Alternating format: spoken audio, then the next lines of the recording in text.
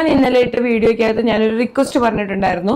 Cancer patients ആയിട്ടുള്ളവർക്ക് ഇത്തരത്തിലുള്ള attitude Reshma കാണിക്കുന്നതിന് against ആയിട്ട് നിങ്ങൾക്ക് കംപ്ലൈൻറ്റ് കൊടുക്കാൻ താല്പര്യമുണ്ടെങ്കിൽ നമുക്ക് ജോയിൻ ടുഗദർ ആയിട്ട് ഒരു പരാതി കൊടുക്കാമെന്ന് പറഞ്ഞാൽ കുറേ പേര് ഇനിഷ്യേറ്റീവ് എടുത്ത് എൻ്റെ അടുത്ത് വന്നിട്ടുണ്ടായിരുന്നു.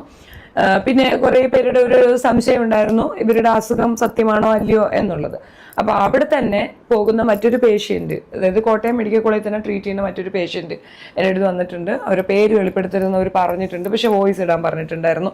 ഞാൻ അവരുടെ വോയിസ് ഇവിടെ പ്ലേ ചെയ്യുന്നു എന്നതിനപ്പുറം ഇത് പ്രത്യേകിച്ചൊരു അവയർനെസ് വീഡിയോ മാത്രമാണ്. നമുക്ക് വോയിസിലേക്ക് പോകാം. അപ്പൊ നമസ്കാരം കൂട്ടുകാരെ. അപ്പൊ രേണുസുതി അറിയാവുന്ന ഒരുവിധപ്പെട്ട എല്ലാവർക്കും അറിയാവുന്ന ഒരു വ്യക്തിയായിരിക്കും ഈ ഷെഫീന ബീവി എന്ന് പറയുന്ന പുള്ളിക്കാരി. കാര്യം എന്ന് പറഞ്ഞാൽ രേണുസുതിയായിട്ട് ബന്ധപ്പെട്ട് പണ്ട് മുതലേ എതിരായിട്ടുള്ള വീഡിയോസ് ചെയ്യുന്ന വ്യക്തിയാണ് ആര്, ഈ ഷെഫീന ബീവി എന്ന് പറയുന്നത്.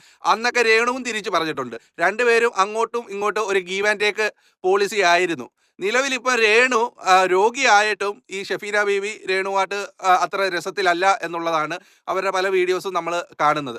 അപ്പം അവർ പരമാവധി എല്ലാ തരത്തിലുമുള്ള വീഡിയോസ് ഇപ്പം നിലവിൽ ചെയ്തുകൊണ്ടിരിക്കുകയാണ്. ഇപ്പോൾ അവർ പുതിയൊരു അലിഗേഷനുമായിട്ട് വന്നേപ്പുണ്ട്. അതായത് രേണു കാരണം ക്യാൻസർ പേഷ്യൻ്റ് ആയിട്ടുള്ള ആളുകൾക്ക് ഒരുപാട് ദുഃഖങ്ങൾ അല്ലെങ്കിൽ ഒരുപാട് വിഷമങ്ങൾ ഉണ്ടാകുന്നു. അതുകൊണ്ട് എല്ലാവരും കൂടെ ചേർന്നുകൊണ്ട് രേണുസുതിക്കെതിരെ ഒരു കംപ്ലൈൻറ്റ് കൊടുക്കണം എന്നുള്ളതാണ് അവരുടെ ഒരു ആവശ്യം. അതെന്തിൻ്റെ പേരിലാണ് എന്നുള്ളത് എനിക്ക് അറിഞ്ഞുകൂടാ. പിന്നെ അതിൻ്റെ പേരിൽ അവരൊരു വോയിസ് ക്ലിപ്പ്, അവരുടെ പേരോ സ്ഥലമോ വീടോ മറ്റു കാര്യങ്ങളോ ഒന്നും വ്യക്തമാക്കുന്നില്ല, പക്ഷേ ഒരു വോയിസ് അവർ ഇതിൻ്റെ കൂട്ടത്തിൽ വെച്ചപ്പോൾ ഉണ്ട്. അപ്പോൾ ആ വോയിസ് ആണ് നമ്മൾ കേൾക്കാൻ പോകുന്നത്. നിങ്ങൾ അവസാനം വരെ കേൾക്കണം. അവസാനം വരെ കേട്ടതിന് ശേഷം എൻ്റെ അഭിപ്രായം ഞാൻ ഇതിനകത്ത് പറയുന്നുണ്ട്. അവസാനം അതുകൂടെ കേട്ടതിന് ശേഷം നിങ്ങൾക്ക് എന്താണ് പറയാനുള്ളത് എന്ന് വെച്ചാൽ കമൻ്റായിട്ട് അത് പറയുകയും വേണം. അപ്പോൾ നമുക്ക് ആ വോയിസ് ഒന്ന് കേൾക്കാം, ശേഷം സംസാരിക്കാം. ഷെഫീന, ഇവളെ ട്രീറ്റ് ചെയ്യുന്ന അതേ ഡോക്ടർ തന്നെ എന്നെയും ട്രീറ്റ് ചെയ്യുന്നത്. ഞങ്ങൾ എല്ലാം ഒരു ഓങ്കോളജിസ്റ്റേ ഉള്ളൂ. ഒരു ഓങ്കോളജിസ്റ്റ് എന്ന് പറഞ്ഞാൽ സീനിയർ മുരളി സാറിന്റെ കീഴിലാണ് പിന്നെ ഉള്ള ഓരോരുത്തരും ഉള്ളത്. അതായത് റേഡിയോളജിസ്റ്റ് അല്ലെങ്കിൽ കീമോ തെറാപ്പിസ്റ്റ്, ഇങ്ങനെ കുറെ ഓരോരോ ഡോക്ടർമാരുള്ളത്. അതെങ്ങനെ ഡീവിയേഷൻ ചെയ്ത് കൊടുത്തിരിക്കുക. അപ്പൊ എല്ലാം, പക്ഷേ ഇതെല്ലാം കോർഡിനേറ്റ് ചെയ്യുന്ന ഒരാളെന്ന് പറഞ്ഞാൽ അത് മുരളി സാറാ. ഇത് സാറ്റർഡേസിൽ ഇവർക്ക് ഒരു മീറ്റിംഗ് ഉണ്ടാകും. എല്ലാ പേഷ്യന്റിന്റെ കാര്യങ്ങൾ ഇവർ ചർച്ച ചെയ്ത് അങ്ങനെയാണ് ഓരോ കാര്യങ്ങൾക്ക് തീരുമാനം ഉണ്ടാക്കുന്നത്. ഇവൾക്ക് മാത്രം എന്താ പ്രത്യേകത? ഇവൾക്ക് എന്താ ഇവിടെ മെഡിക്കൽ കോളേജിൽ ഇത്രമാത്രം ട്രീറ്റ്മെന്റിന് ചെലവെന്തുവാ? PMന്റെ വഴി 2 ലക്ഷം രൂപ കീമോയ്ക്കും റേഡിയേഷനും നമ്മൾക്കുണ്ട്, മെഡിസിനും എല്ലാം കിട്ടും അവിടുന്ന്. പിന്നെ ഇവൾക്ക് നമ്മൾക്ക് അവിടെ ട്രീറ്റ്മെന്റ് എന്ന് പറഞ്ഞാൽ ട്രീറ്റ്മെന്റ് തുടങ്ങുന്നതിന് മുമ്പ് കുറച്ച് ടെസ്റ്റുകളുണ്ട്. അതായത് ബയോപ്സി, ബ്ലഡ് ടെസ്റ്റ്, പിന്നെ ECG, അതൊക്കെ ചെറിയ ഇതാ. പിന്നെ MRI, പിന്നെ CT സ്കാന്. അത് പുറത്തെ ചാർജിന്റെ പകുതി ചാർജേ ഉള്ളൂ ഇവിടെ അകത്ത്. ഇവള് എന്തിലാണ് ഇവൾ ഈ തുണി അഴിച്ചിട്ട് ഇവൾക്ക് ട്രീറ്റ്മെന്റിന് വേണ്ടിയിട്ടാന്ന് പറയുന്ന ലോകം ഒട്ടൊക്കെയുള്ള ആൾക്കാരെ ഇളക്കി മറിച്ച് ഇവൾ എന്ത് കാര്യത്തിനാണ്? കാരുണ്യയുടെ പൈസ ഉണ്ട്. ഇവൾ എന്ത് കാര്യത്തിനാണ് ഈ പൈസ മുഴുവൻ നാട്ടുകാരോട് ചോദിക്കുന്നത്? എന്റെ ചോദ്യം അതേ ഉള്ളൂ. കാരണം ഞാനിപ്പോ 5ാമത്തെ കീമോ കഴിഞ്ഞിട്ടിരിക്കുന്ന ആളാ. ഇവൾ 1ാമത്തെ കീമോ ഉണ്ടാ കഴിഞ്ഞത്. ഞാൻ 5ാമത്തെ കീമോ എടുത്തിരിക്കുന്ന ആളാ. എനിക്കറിയാം ഇത് എന്തുമാത്രം കഠിനമായ പ്രോസസ്സാണുള്ളത്. 1ാമത്തെ കീമോയിലൊന്നും വലിയ പ്രശ്നമില്ല, 2ലും വലിയ പ്രശ്നമില്ല. 3ാമത്തതിൽ തൊട്ടാണ് നമ്മുടെ ശരീരം ഇതിനെ പ്രതികരിച്ച് തുടങ്ങുന്നത്. ഇവള് വീഴും. ഇവള് ഇപ്പൊ ഈ കാണിക്കുന്നതല്ല, ഇവള് വീഴും. അവൾക്ക് 35 കിലോയേ ഉള്ളൂ. 78 കിലോ ഉള്ള ഇത് മിനിമം 50 കിലോ 60 കിലോ എങ്കിലും വേണം ഒരു കീമോ എടുക്കാനായിട്ട്. ഞാൻ 78 കിലോ ഉള്ള ഞാനാണ് ഈ കീമോ എടുത്തിട്ട് തകർന്ന് പോയത്. ഈ കഴിഞ്ഞ കീമോയ്ക്ക് ഞാൻ 3-4 ദിവസം ഞാൻ എഴുന്നേറ്റിട്ടില്ല. ഇവൾ ഇപ്പൊ ഞാൻ ഇന്നലെ ഇന്നൊക്കെ ആയിട്ട് ഞാൻ ഒന്ന് എഴുന്നേറ്റ് ഒന്ന് മനുഷ്യന്റെ ഒരു ഇതിൽ ഞാൻ ആയി വന്നത്. ഇവൾ എന്തിനായി കാണിക്കുന്നത് എനിക്ക് മനസ്സിലാവുന്നില്ല. ഇവൾ എന്തിനാണ് ഈ പൈസ മുഴുവൻ നാട്ടുകാരോട് മുഴുവൻ ഈ ചോദിക്കുന്നത്? എന്തിനാണ് ചോദിക്കുന്നത്? പിന്നെ ഇവള് ICU കയറ്റി കിടത്തി. അതായത് എനിക്ക് കഴിഞ്ഞ ചൊവ്വാഴ്ച എനിക്ക് കീമോ ഉണ്ടായിരുന്ന എന്നാണ് ഇവളെ ICU കൊണ്ടുവന്നത്.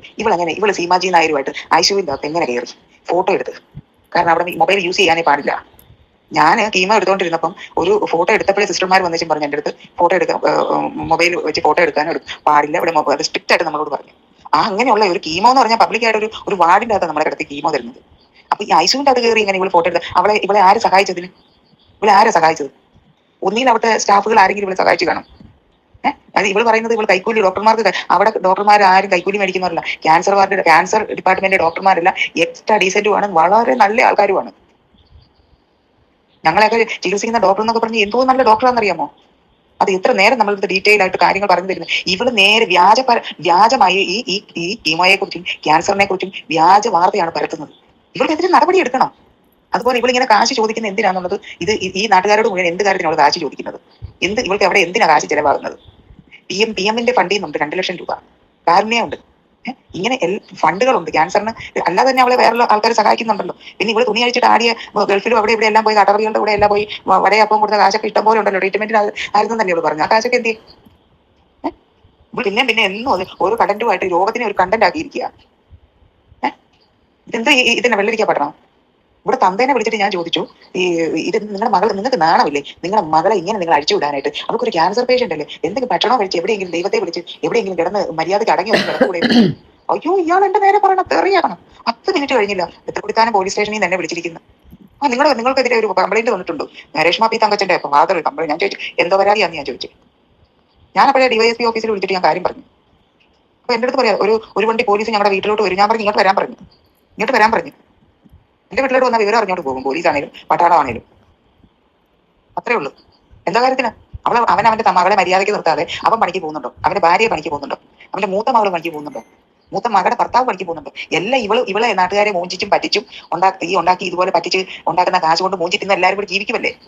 അതിനിപ്പോ സപ്പോർട്ട് ഒരു വൈദികനാണ് പറയുന്നത്. അവന്റെ ഈ മുലക്കച്ചയും കെട്ടി അവന്റെ ഒരു കുരിശും പിടിച്ച് അവന്റെ സംസാരം കേട്ടാ അടിച്ചവന്റെ കാരണം ചെവിയുടെ വണ്ട് മുളിക്കാൻ തോന്നുന്നു. എനിക്ക് വയ്യാതെ ഇരുന്നിട്ട് അല്ലേ ഞാൻ അവന്റെ വീടിന്റെ അവിടെ ഞാൻ ചെന്നേനായിരുന്നു. നായിന്റെ മോൻ അവൻ നാണോ മാന.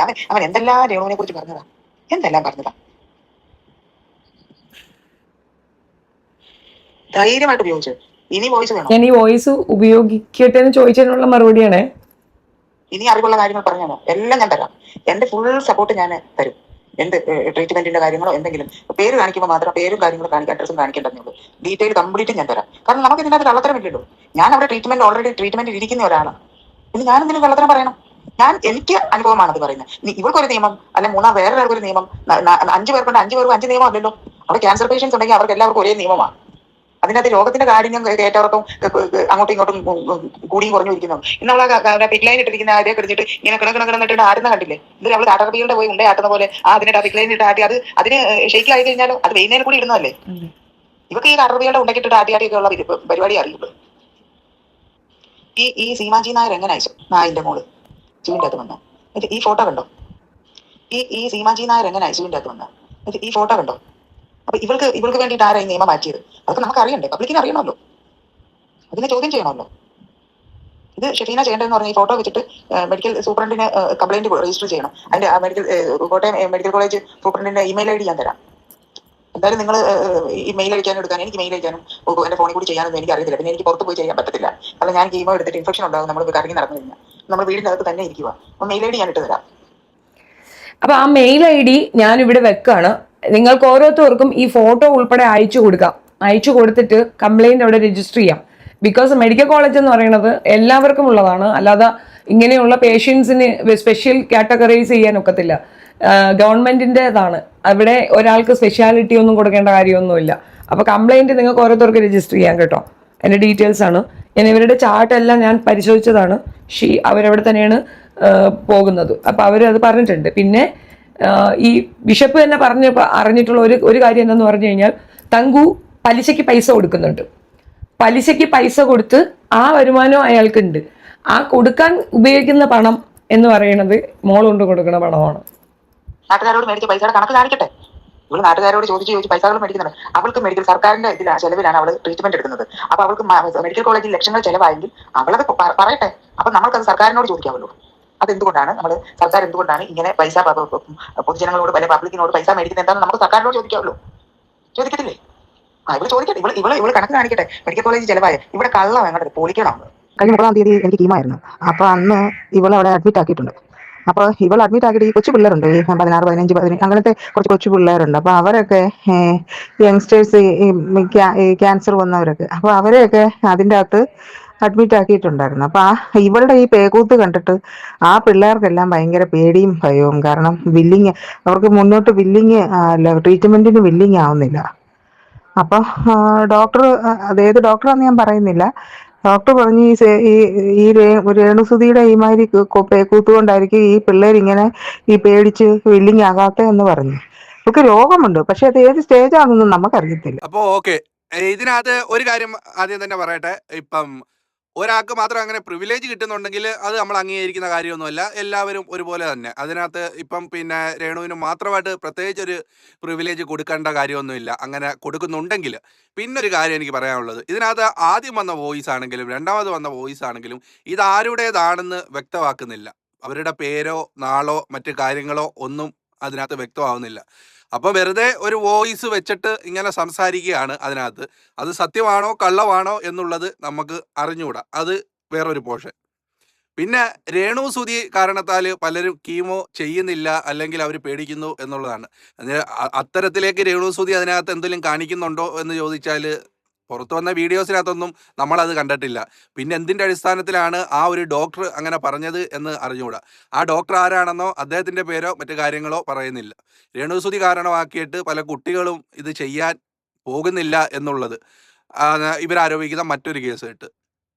അതെല്ലാം കഴിഞ്ഞ് അടുത്തൊരു കേസ് കേട്ട് രേണു സുധി ആളുകളിൽ നിന്നും കാശ് മേടിക്കുന്നു എന്നുള്ളതാണ്. അപ്പം ഈ രേണു സുധിക്ക് കാശ് ഇപ്പോഴും കൊടുക്കുന്നെങ്കിൽ നിങ്ങളൊരു കാര്യം മനസ്സിലാക്കണം. ഒരുപാട് റിയാക്ഷൻ വീഡിയോസ് രേണു സുധിക്ക് എഗെയിൻസ്റ്റ് ആയിട്ട് വരുന്നുണ്ട്, വന്നുകൊണ്ടേ ഇരിക്കുന്നുണ്ട്. ഇതെല്ലാം ആളുകൾ ജനങ്ങൾ കാണുകയും ചെയ്യുന്നുണ്ട്. കണ്ടിട്ടും അവരെ ജനങ്ങൾ സഹായിക്കുന്നുണ്ടെങ്കിൽ അത് അവർക്ക് താല്പര്യം ഉണ്ടായിട്ടല്ലേ സഹായിക്കുന്നത്. ഞാനിപ്പോൾ രേണു സുധിയെ വീഡിയോകൾ കണ്ടിട്ടും ഈ റിയാക്ഷനും ഈ പറയുന്ന കാര്യങ്ങളെല്ലാം കേട്ടിട്ടും അവർക്ക് പൈസ അയച്ചു കൊടുക്കുന്നുണ്ടെങ്കിൽ, അല്ലെങ്കിൽ അവരെ സാമ്പത്തികമായിട്ട് സപ്പോർട്ട് ചെയ്യുന്നുണ്ടെങ്കിൽ, അല്ലെങ്കിൽ അവരോട് പിന്നെ വാക്കുകൾ കൊണ്ട് സപ്പോർട്ട് ചെയ്യുന്നുണ്ടെങ്കിൽ രേണുവിനോട് അവർക്ക് സ്നേഹം കാണും. അതല്ല എൻ്റെ കാര്യം. അല്ലെങ്കിൽ രേണുവിന് അവർക്ക് താല്പര്യം ഉണ്ടായിരിക്കും. അല്ലെങ്കിൽ ഈ പറയുന്ന റിയാക്ഷൻ ചെയ്യുന്ന ഇതുപോലത്തെ വോയിസുകളും ഇതുപോലെ പുറത്ത് വരുന്ന അലിഗേഷൻസ് ഒന്നും ജനങ്ങൾ പലരും വിശ്വസിക്കുന്നുണ്ടാകുന്നില്ല. അതുകൊണ്ടായിരിക്കും അവർ സഹായിക്കുന്നത്. പേയ്മെൻറ്റിന് വേണ്ടി മാത്രം ആണ് ഇങ്ങനത്തെ ഒരു രോഗാവസ്ഥ വരുമ്പം സഹായിക്കുന്നത് എന്ന് നമ്മൾ കണ്ടുകൂടാ. ഈ രേണുസുധിയെ ഇപ്പം ചിലപ്പം ജനങ്ങൾ സഹായിക്കുന്നത്, ആ രേണുസുധിയുടെ ഒരു മകനുണ്ട്, ഏകദേശം 6 വയസ്സോ 7 വയസ്സോ ഉള്ള ഋതപ്പൻ എന്ന് പറയുന്ന ഒരു മോനുണ്ട്. ചിലപ്പം ആ ചെറുക്കൻ്റെ അല്ലെങ്കിൽ ആ പയ്യൻ്റെ ഒരു ഭാവിയെ കരുതി കൊണ്ടായിരിക്കാം ജനങ്ങൾ എന്തെടുക്കുന്നത്, ചിലപ്പോൾ ഇവരെ സഹായിക്കുന്നത്. പിന്നെ അതിനോടൊപ്പം തന്നെ ഇവരെ വീട്ടു ചെലവുകളും ബാക്കിയുള്ള കാര്യങ്ങളും എല്ലാം പിന്നെ ഓർത്തിട്ടായിരിക്കും സഹായിക്കുന്നത്. അപ്പോൾ അതിനൊന്നും ആരെയും കുറ്റം പറയാൻ പറ്റത്തില്ല. രേണു സുധിയെ കുറച്ച് പേര് സഹായിക്കുന്നത് കൊണ്ട് അവർ മോശമാണെന്ന് പറയാൻ ഒക്കത്തില്ല. വേറൊരു കേസ് കേട്ട് പിന്നെ ഇതിനകത്ത് തന്നെ പറയുന്നുണ്ട് അവർ AC വെച്ച കാശ് ഉണ്ട്, പിന്നെ വണ്ടിക്ക് എണ്ണ അടിക്കുന്നു. അതിനകത്തൊക്കെ എന്താണ് കുഴപ്പം? റൂമിൽ AC വെച്ചെന്ന് പറഞ്ഞാൽ എന്താണ് കുഴപ്പം? ഇപ്പൊ ഏത് വീട്ടിലാണ് AC ഇല്ലാത്തത്?